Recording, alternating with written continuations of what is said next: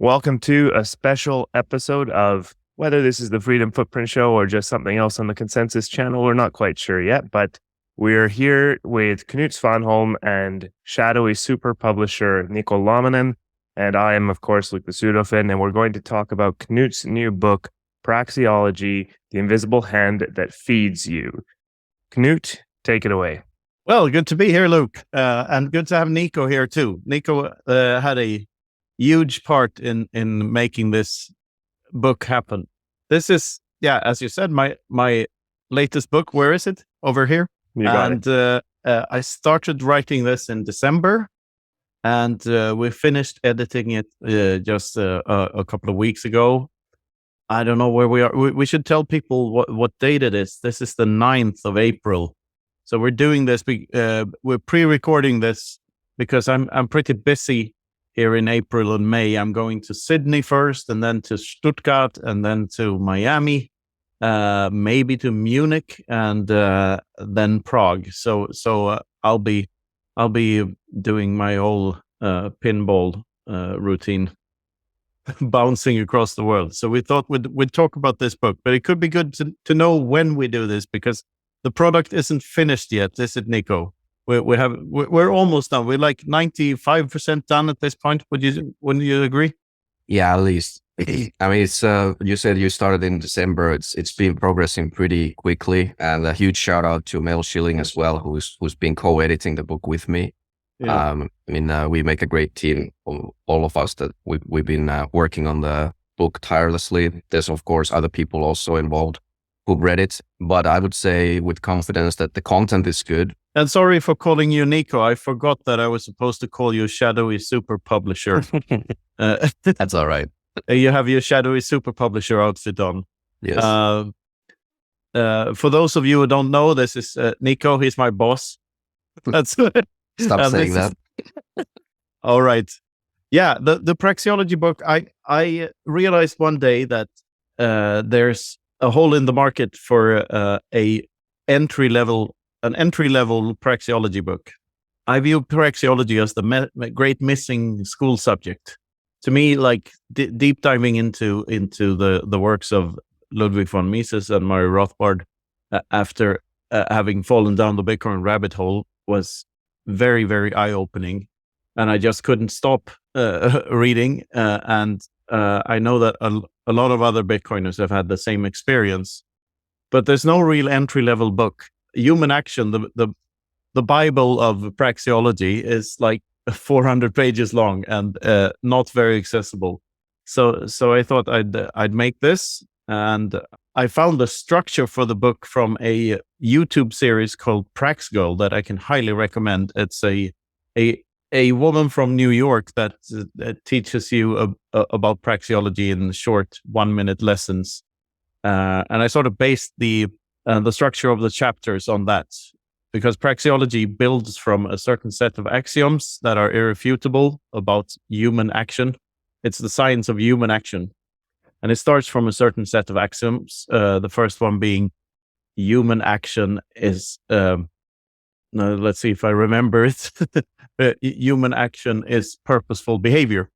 And you can draw a lot of conclusions from just starting at these irrefutable starting points. Yeah, so I got the basic structure there, and added some other stuff that I like, other praxeological insights that I really like. There's a chapter about counterfeiting, and there's a chapter about argumentation, based off of Hans Hermann Hoppe's work on argumentation ethics. And of course, there's a lot of my own thoughts in there. When you write about praxeology, you have to be a lot more precise, though, than when you write about Bitcoin. And you can't really just grab ideas out of thin air and see where they lead you. You have to be more sort of rigid in your thinking. So it was pretty hard to write. Something happened though midway through the process when we realized that a lot of the examples in the book are from Robinson Crusoe. There's a concept called Crusoe economics, and it's about when you build insights about economics up from the ground by studying Robinson Crusoe and his time preference and what happens if he engages in labor for a long time and then leisure and whatever. And then you only after you've studied the basics about the individual and the individual's subjective values, you add Friday to the mix and see what happens when they start trading with one another. So I realized at some point that I could use Robinson Crusoe as like a theme for the book, and that most of the examples in the book would be Crusoe themed. So I did that, and we rewrote a lot. And then Mel Schilling was who's the original editor. I've been working with Mel and Niko before on the Everything Divided book, for instance. So I first did a editing round with Mel, and then one with Niko, where we sat down with each chapter and just tried to make each section a little better, because we want this book to be a real good one. So I would say Niko is and Mel are borderline editors now, borderlining co-authors, but You're too kind, sir. But I really enjoyed the process. Like sometimes we would get into like really almost heated arguments over some little passage on the book where we disagreed, and then I guess we just learned how to move on without disagreements. At one point, I remember you said like, "This is not an argument. This is abuse." Yeah, exactly. And I could almost see the tears in your eyes. There's a lot in the argumentation chapter about the difference between argumentation and mockery, because if the aim of the argumentation is not to get to an agreement of some kind, or if you do get to an agreement, but the deciding party, the party with the power, still chooses to not do whatever you agreed upon, but just do whatever he wants, then that's sort of not an argument at all. It's just mockery on behalf of the slave owner. The slave owner is mocking the slave. So yeah, I enjoyed writing this a lot, and I know it's going to be under a lot of scrutiny. People are going to call me out and call me stupid a lot, and I'm looking forward to that a lot too, and to argue with people about things in the book, and maybe even make a second edition at some point. But we'll see. I'm pretty confident that the things in this book are not wrong per se. So looking forward to hearing your thoughts about it. Everyone's thoughts. Yeah. Maybe this would be a good time to show a little bit of the book as well, and maybe read a part of it. I especially enjoyed the argumentation chapter where you talk about if like for example with the government, like it's not really, and when you negotiate with the taxman, it's not really an argument when the goal is not to actually reach a higher truth, which means that you're not allowed to steal from somebody. So this kind of argument about how much should somebody steal from you is actually just mockery. Yeah, before you show the book, we should explain how that the typesetting for this was a bit more ambitious than usual as well. We found that we could use the pictures from the original Robinson Crusoe book. There's one right behind me here. I don't know if you can see it. So the book is filled with these beautiful illustrations. We never did illustrations before like this. And this beautiful quote from the Robinson Crusoe book. So we have also decided to only release this as a hardcover to begin with, because the book is too beautiful to be a cheap pocket book that you buy in a kiosk at an airport. Like this is supposed to be the real thing. It's not a very long book. It's going to be around 140 pages, I think. Yeah. But it will be a beautiful one, and hopefully you'll find it valuable. Yeah, it will be only slightly shorter than Everything Divided by 21 million if you read that one. That's 160, I believe. So I think we're going to hit 140, 160 with about 120 pages of actual content. I think that's the sweet spot for entry-level book. And I just want to say that previously to this book, I've been recommending Henry Hazlitt's Economics in One Lesson to people who want to delve into Praxeology and Austrian economics. But this is going to be the new book that I'm going to be recommending. I have full faith that this will be the missing piece in educating people about the science of human action. The only science that is really worth teaching, because everything derives from it. Here's a page from the book. We have a bit of a marked section there. All truth claims are justified and decided upon by argumentation.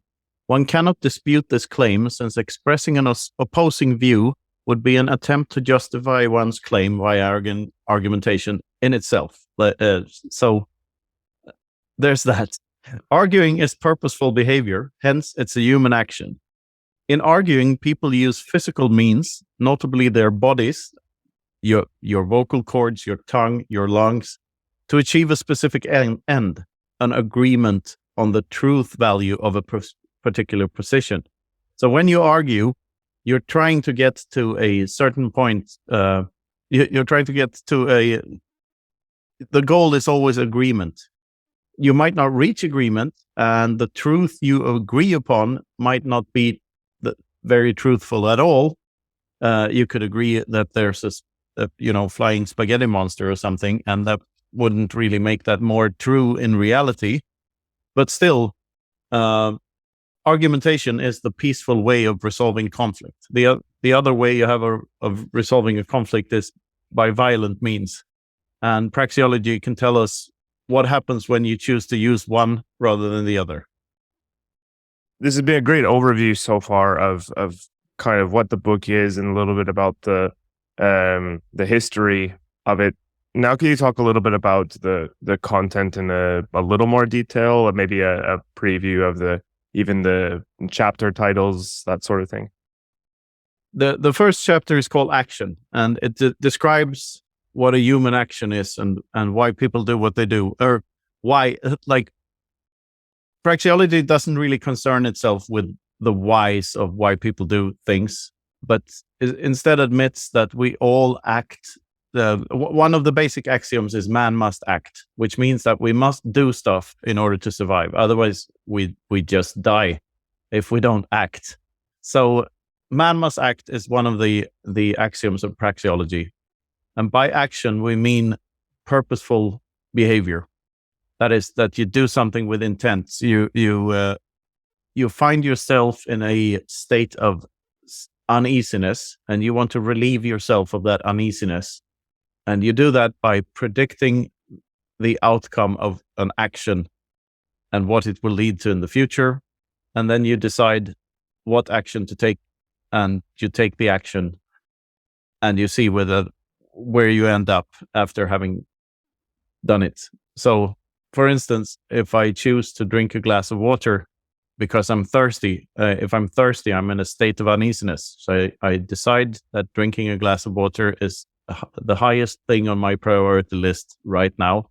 I drink the glass of water, and hopefully I'm in a state of less uneasiness after I've done that. So that's an action. And the present in praxeology refers to that entire process. So the present and the past and the future are slightly different in praxeology than in the natural sciences. In physics, for instance, the present is just a point in time, or even a point in space-time. But in praxeology, it is the time the action takes. Like, that's the present. Action, means and ends, returns, labor, capital, time and trade, money, markets, competition, entrepreneurship, progress, prices, purchasing power, time preference, loans and interest, capital theory, counterfeiting, argumentation, and a conclusion. And also, for anybody who's watching, those ISBN numbers are not real, so this is just a draft. Yeah. Like we said, it's 95% done. Almost. Yeah, those are the chapters, and praxeology sort of tells us that human action eventually leads to trade. Every interaction between two human beings is a trade, and therefore it's closely connected to economics. But it goes deeper than traditional economics, and admits a couple of things that traditional fiat economists simply pretend that they're not there. for instance, that all value is subjective, and that there's a difference between a cost and a price. If you choose a certain action, the cost of choosing that action is always lower than the price.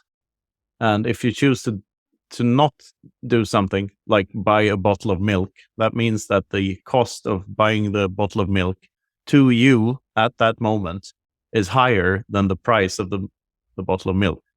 So praxeology is sort of like a prerequisite for understanding economics in a true manner, and not just in a looking at charts and numbers manner. Yeah, and I just want to mention that this goes back all the way to Knut's first real book, which is The Sovereignty Through Mathematics. The first chapter there is Everything's a Trade. That really influenced a lot of my thinking. I hadn't read a lot of praxeology book, any praxeology book before that. So that was actually, funnily enough, the first touch to praxeology. And it still rings true to this day. And I'm super happy that we got to do this project together, and that we can now actually delve a little bit deeper to what that means, that everything is a trade. And one thing that you go through in the book is that everybody's a profit seeker. Maybe we should go into that a little bit, because that's something that is often misunderstood when you talk about profit seeking, like this kind of like socialist mindset that you're not allowed to, especially in Nordics, like, where we're familiar with that. Like, you're not allowed to seek profits, so or is somehow frowned upon. But if everything is a trade, then what drives us is the profit that we seek from it, which is alleviating the felt uneasiness.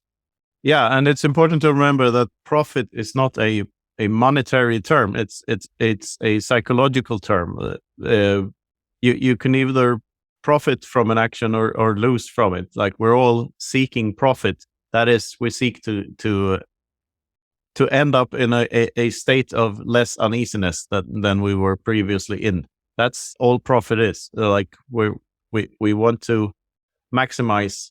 How shall I put this?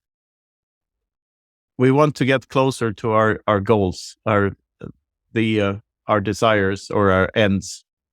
A human action is seeking an end through a set of means that you choose, and means and ends. It's what it's all about. And money is a very powerful means to a plethora of ends, but it's not the only means we have to reach an end. And we have to take we have to consider it as just one means among many. Talking is a means to an end. Arguing is a means to an end. So yeah, there's a lot to unpack there. Yeah, and I think a lot of people confuse the ends and means, and they start thinking that if you're profit seeking, then money is actually your ends, when actually it's just the means. Like, if money is your ends, what are you going to use that for? Yeah. And another way in which people misinterpret words is like, they think that money can be idle, and just that people can hoard money, and that is somehow bad. But hoarded money or saved capital is always providing the holder with value, because it brings you a state of safety. Like, if you have a lot of capital, you can be less uncertain. The future is less uncertain to you. Like, if you have nothing, the future is very uncertain. You don't know if you'll live through the night. But if you have a lot of capital, your chances are higher that you'll survive the night. So money saved is providing its owner with a service at all times. So there's no such thing as idle money. And neither is there such a thing as a circular economy. Praxeology shows us how everything's connected, and every human being is connected somehow. The economy encompasses everything. And also, there's no such thing as money in circulation, because it always belongs to someone. At each point in time, there's a certain owner of everything. And also, we go into the differences between ownership and possession in this book, and a lot of other praxeological concepts. I shouldn't spoil the whole thing, should I? Let's not go through all of it. But yeah, that was funny, the circulation part, because I think that was like one of the moments in the editing process, once you said that, and we realized that we have to change all the words that mention circulation in the context of money in the book. Yeah, we found the word circulation. We were contradicting. Yeah, contradicting ourselves. I would go as far, like, this is not a Bitcoin book, let's be clear. Like, this is a Praxeology book. Bitcoin is not even mentioned once, even though there's in the cover, there's Bitcoin orange. We can talk about that later.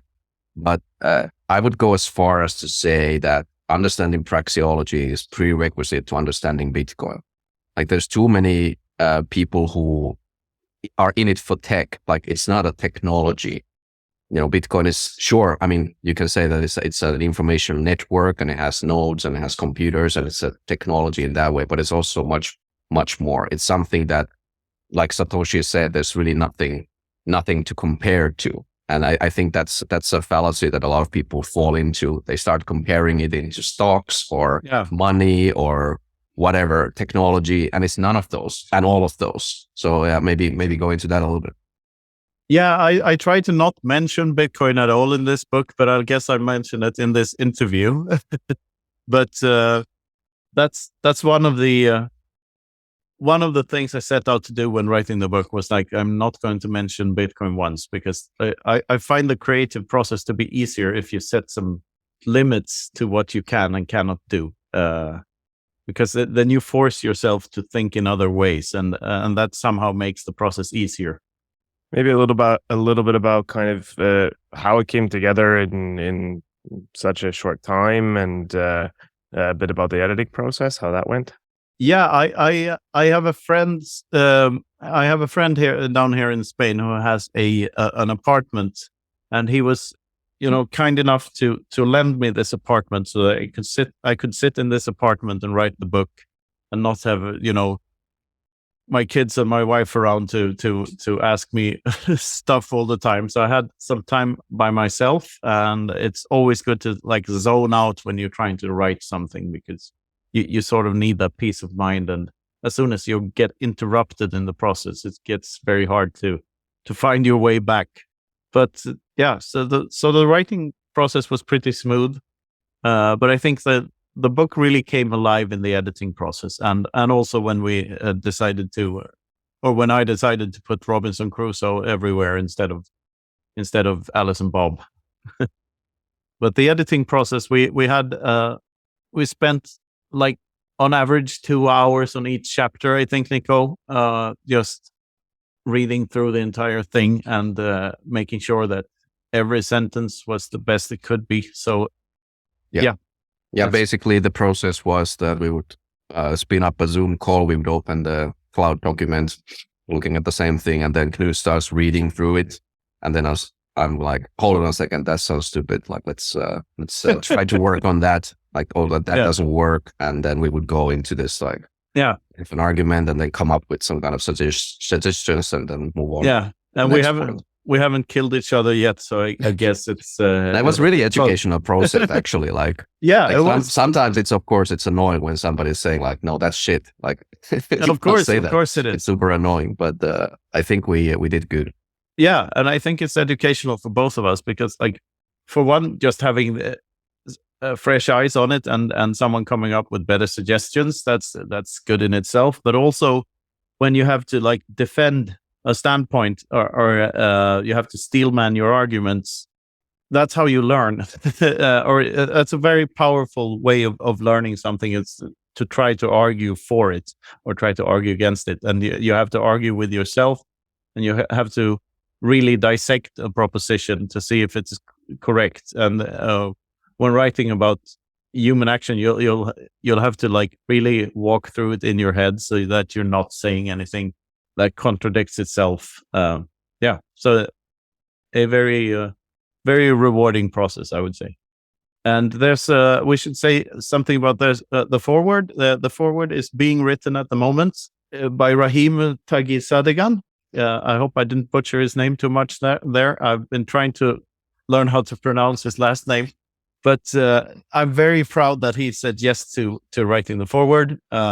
He's one of my favorite Austrian thinkers out there, and he's also in the Bitcoin space and a very friendly guy. So very happy about that. let's talk about the cover. Yeah, the cover. Yeah, I think we're both extremely proud of it, so I want to mention it. Yeah, you want to screen share the cover, maybe? Oh, sure. Yes, we can see it behind you, Knut. Yeah, but we should. So we can actually do the. Actually, I already have the text. Actually, Niko says actually all the time. Yeah, I love I'm an actually maximalist. There you go. The story about the cover is that I just made a draft. I had this idea in my head about mostly about like the font, but really nothing else, and just tried to find a picture and found a picture of a scale that I sort of liked. That was just an outline for a cover. And then you came up with the idea that there should be something in the scales, and we riffed on that for a while. And so all of a sudden came the idea that an apple and an orange that says it all. So it's apples and oranges. Praxeology is all about differentiating between apples and oranges. What constitutes a homogeneous good is also a subjective thing. So the homogeneous good in this case could be apples, oranges, or fruit. Or stuff. What do I know? Like, it's up to the buyer of the product to come up with what homogeneity means to them. That's also a big part of praxeology. And the apple and the orange were a good fit for the scales, I think. And note that this is a bit of an Easter egg, but the orange is Bitcoin orange. It's the orange color from the Bitcoin logo. So yeah, just subtly hinting about that and fiat green, you might say it's a fiat apple. Yeah, I really love this. Like, this is really perfect. Like, it's one of those moments when you see something and then you can't unsee it. Like, it's just too perfect. So like you always, like, it's a saying that you shouldn't compare apples to oranges, but that's what praxeology is all about, like mutually beneficial trade. So actually you can, if an apple is what you want and orange is all you have, then your only choice is to trade the apple for an orange. And for you, it's a mutually beneficial trade at that point. Yes, and it works like a clockwork, orange. Anyway, this is what it looks like, and I think it's so beautiful that we will only release hardcovers and no soft covers, because this book is too beautiful to be a soft cover. Yeah, I think this might be one of the first ones that we don't do a soft cover, unless there's like an overwhelming request for it, which I don't think there will be. We hope there will be at some point. And ebook and a hardcover should do it, and an audiobook. Oh yes, of course. We'll see who'll narrate this one. Probably Guy's one, but we haven't talked to him yet, so we'll see about that. This is where all of our listeners and viewers need to tell Knut to read his own audiobook. So I'm going to narrate it. No, I don't think so. I'm too busy having fun, staying poor. Yeah. But if somebody in the audience does want to give it a go, my inbox is always open. So just let us know. We will want somebody very soon reading this and making an audio version. Yeah. I think we should talk to Guy first, though, if he's interested.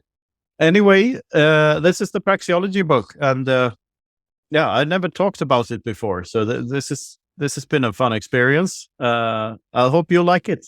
I had fun making it, and I hope you enjoyed reading it, and I hope you read more about Praxeology.